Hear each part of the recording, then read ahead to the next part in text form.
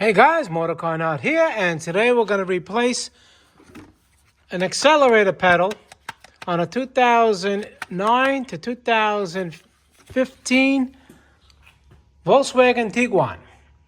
Now, other models may be similar, but this vehicle happens to be a 2011, so we're going to replace it. If you want to know the symptoms and everything like that, I have a video on why I'm replacing this. But it's pretty simple to do. You can get an aftermarket one. This one is made by Heller. All right, it's German. That's the model number. It's about 110 bucks. Basically, I think this is OEM for this vehicle, believe it or not. They look exactly the same quality. You can get them on eBay, Amazon.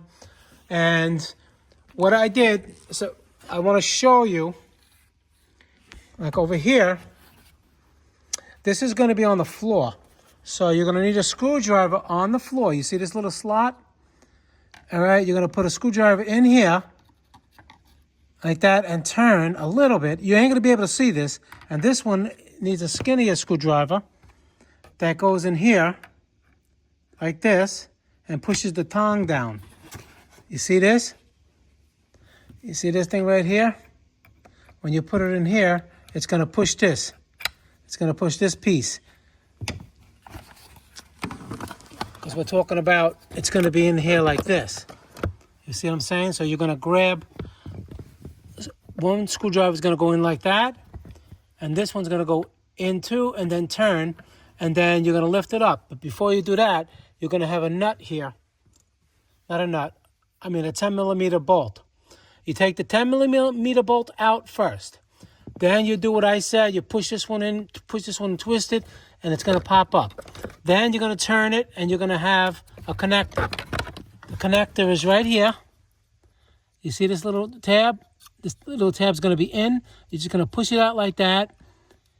All right, and there's a little tab here. You just squeeze it.